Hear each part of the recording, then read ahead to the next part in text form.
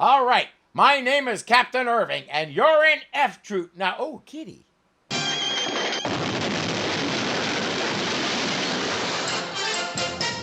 Wrongo Starr.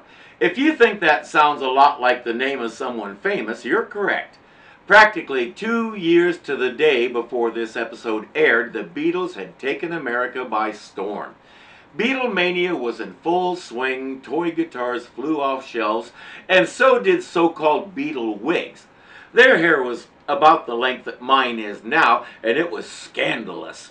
Them long-haired young people with their noisy music. Yeah, I got caught up in it too.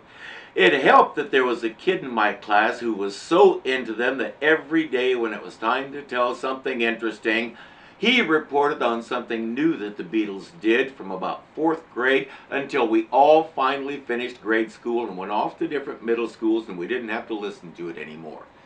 Shows like Petticoat Junction did episodes revolving around the Beatles. In that one, the girls decided to form their own band and call themselves the Ladybugs. Another sitcom called The Mothers-in-Law did an episode where the family sponsored a band that they learned too late was called the Warts. The Beverly Hillbillies were having a big party and Miss Jane said she could provide the band. Multiple times she'd say something like, with a little time I can get the lizards or the toads, and one of the Clampets would interrupt her and tell her they would take care of the food. It's impossible to overemphasize the impact they had, and it's difficult to describe it if you weren't there in the big fat middle of it. Let's just say that if you were around when this episode originally aired, you kind of said to yourself, I was wondering when they'd get around to a Beatles reference. Oh, it's about our new replacement. He'll be coming in on the next stage. Well, we'll meet him, sir, and give him a briefing, as it were. Good. His name is Private Leonard W. Starr. Did you say Leonard W. Starr? Yeah, that's what it says here, Corporal. Wrongo! The captain isn't familiar with Private Starr, so the sergeant will fill him in. He has been with 4 outfits, and the luckiest was with General Custer at the Little Bighorn. In a word, he's a jinx. He used to be in the Navy, Captain. The first 3 ships they put him on went down. Then they transferred him to the cavalry. First day there, his horse died.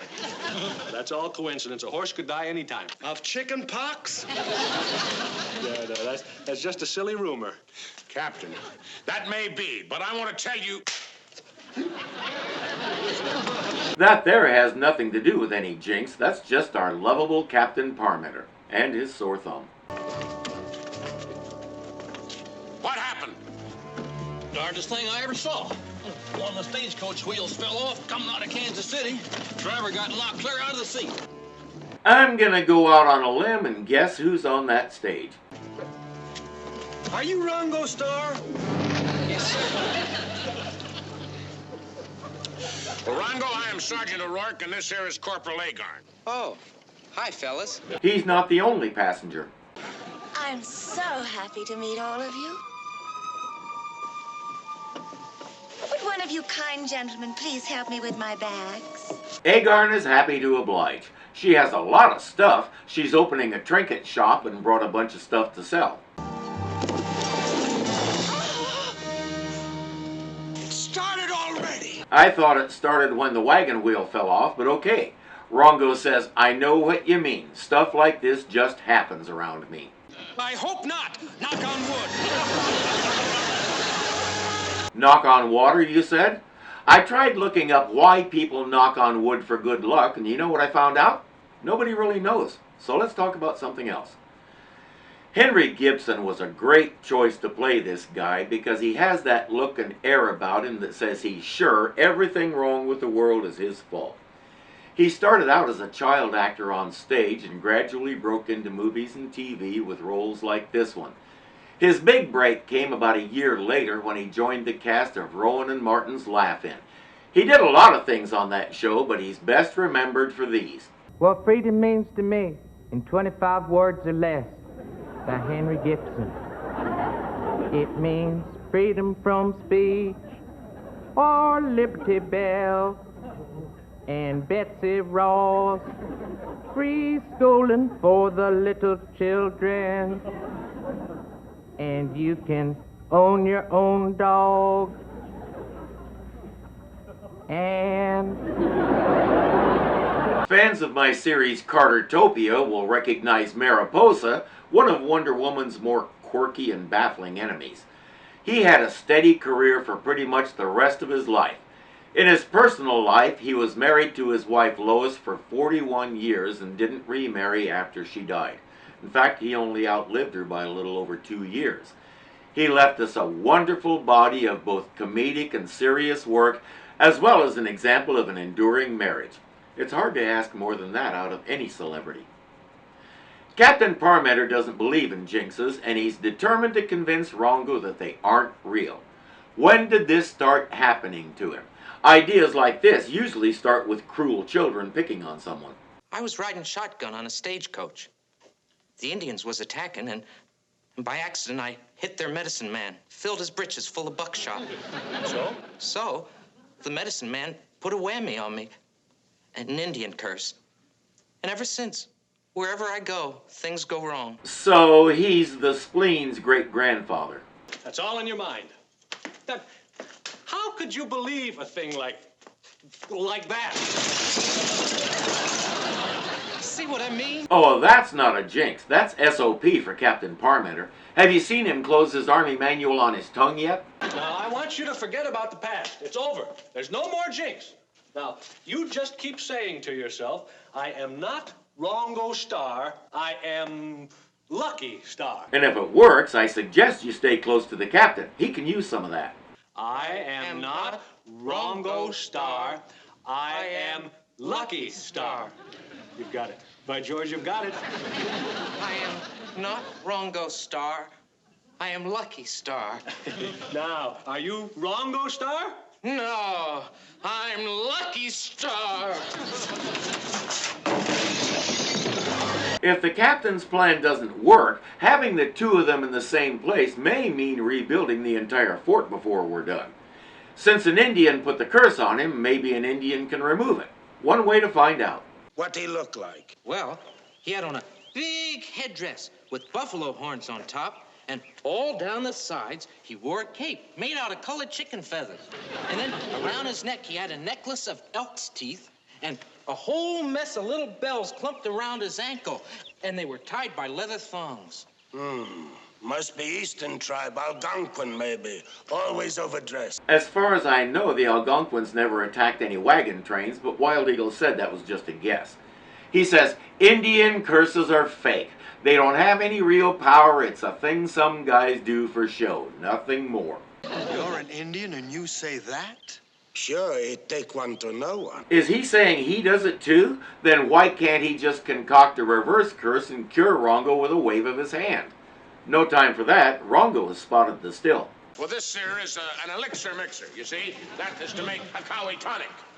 Yeah, that's why the Hakawi are so healthy and fearless. Distilled essence of cactus needle. Wild Eagle says, forget this curse stuff. We'll have a friendship drink and relax a bit.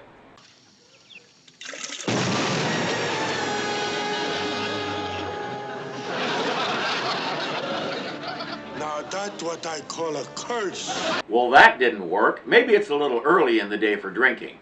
Next plan, Agarn wants to try a lucky charm of some kind. He and O'Rourke can't come up with a good idea for one, so he suggests looking for something at the new knick-knack shop that lady just opened in town. Nah, save your money, Agarn. No harm in trying, Sarge. Besides, I might pick up a little something for Betty Lou, my girlfriend back in Passaic. You know, we've been going steady now for 7 years. And she dumped you last episode and told you she was going back to marry Clarence and his shiny changemaker. Some guys just can't let go. It couldn't be that the episodes were done out of sequence. I mean, who does that? But as Agarn heads into town to see what the lady might have for sale, Jane comes in with some news about the lady in question, one Hermione Gooderly by name. Well, she sure fits the description of what came over the wire. What's that? Well, if I'm right, she's wanted in 6 states. They call her the happy-go-lucky widow. She has a habit of marrying soldiers after a whirlwind courtship, and those men subsequently have a habit of dying under mysterious circumstances, after which she collects their survivor insurance. And then she moves on to collect another soldier. She's been widowed 4 times and counting. In her shop, she's coming on to Agarn big time, but he's resisting and staying true to Betty Lou.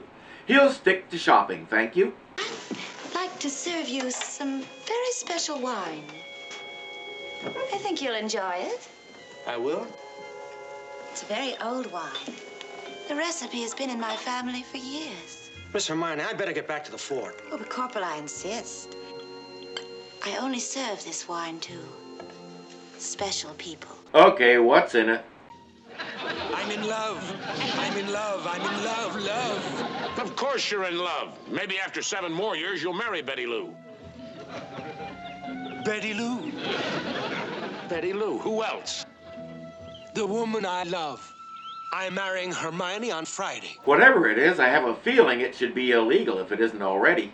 I'm marrying Hermione on Friday, and we're going to honeymoon at Whopping Falls. Whopping Falls? That's the most treacherous waterfall in the West. That's 3,000 feet high. Yeah, how about that? And I'll bet there aren't any warning signs or guardrails or anything like that either. If they have a picnic on a blanket, maybe when she pushes him off, he can grab the blanket and make a parachute. If he can't, O'Rourke Enterprises may need a new partner. The captain is expecting more telegrams to confirm the woman's identity within a few hours, so right now, all they can do is wait and hope. I must confess that bad luck does seem to pursue him. Yeah, and it's beginning to rub off on Agarn. It could prove fatal. Yeah, well, we'll know more about the lady soon, and in the meantime, Private Starr seems to be where this curse, if it is a curse, can do no harm. Mm-hmm.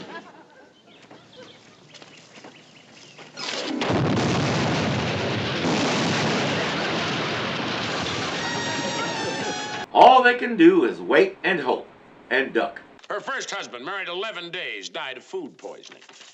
Second husband, married 17 days, drowned while canoeing, found with a lump on his head. Third husband, married 2 months, died mountain climbing, fell 17,000 feet. The rope had been cut, but nobody could prove she did it. Fourth husband, honeymooned at Niagara Falls, fell off a rock. When they found the body, he had grease on the soles of his boots. Agarn still isn't having it. Whatever she put in that wine must be the long-acting time-release kind. I almost got married once, but my fiancée broke her leg. Then she married the doctor. You were single, huh? Yeah? What a shame. It's not hard to see what O'Rourke has in mind. Hook the happy-go-lucky widow up with the jinx and see which one the piano falls on first. Next thing we know, Wrangler has a telegram for Private Starr. Your Uncle Harold died and left you $1 million. Stop. Thanks for past favors. Stop. Milligan, Calersham, Trippett, and Dalton, attorneys at law. Hooray! Congratulations, Private. You just broke the jinx. He says, I don't have any such uncle, but O'Rourke fast talks him into believing it.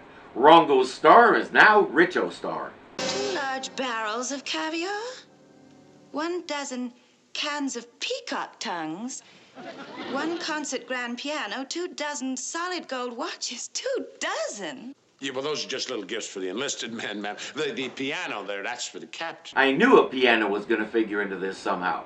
She wants to know how the Army is affording all this. When he explains that this is for Private Starr, she wants to know more. O'Rourke says, you should remember him. He came in on the stage with you, and now his rich uncle left him $1 million. We're having a big celebration over at the saloon. Sergeant, if you don't think it would be imposing of me, I'd love to accompany you and congratulate the dear boy. Well, ma'am, I just wouldn't have it any other way. Don't forget your special wine. Just be careful who you serve it to. We don't need the whole fort going to war with each other over you.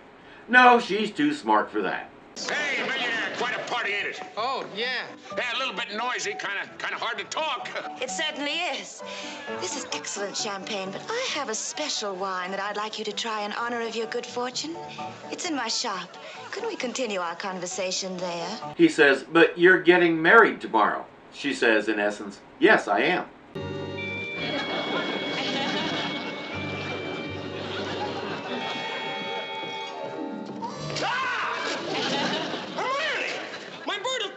What are you doing?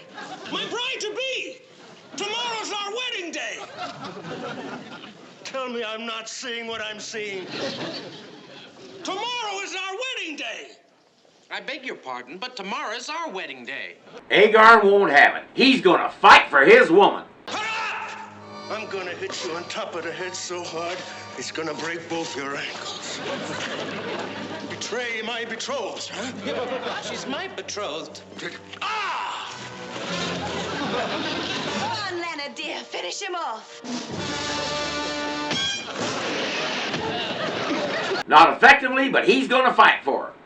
The best part about that is, the knock on the head seems to have knocked the wine out of it. Here now, what's been going on here? Well, Agarn here was just fighting for his fiancée. Fiancé? Fiancé? Betty Lou's my fiancé, and she's back in Passaic. The captain is worried about Private Starr's safety, but O'Rourke says, I've got that covered. Here comes Jane with another telegram. Well, Wrangler, what do you know? That first telegram was wrong. It read your Uncle Harold died and left you $1 million. Stop. Thanks for past favors. They put that word in the wrong place, though, see? It should have read your Uncle Harold died and left you. Stop.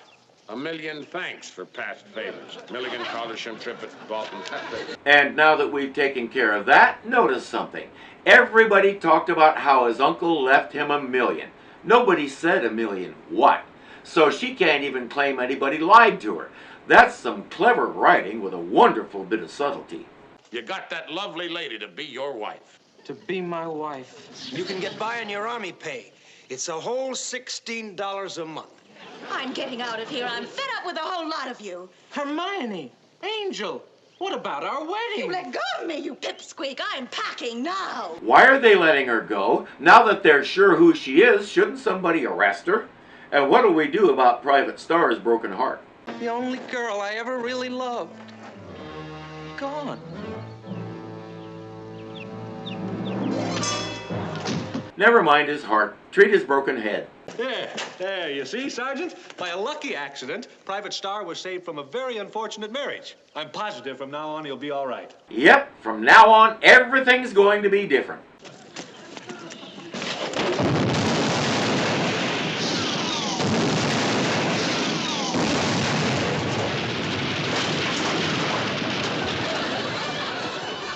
Sergeant, would you draw up the transfer papers, please? When the brass in Washington read Captain Parmenter's report, they not only discharged Private Starr with enough money in his pocket to stay far away from the Army forever, they decided that the new rubberized cannonballs were probably a bad idea. If you're enjoying this, be sure to click the thumbs up button to show you like it. If you're not subscribed yet, punch me in the face right here and get it done. And don't forget that you can become a patron and help keep this kitty fed. The link is below. Until next time.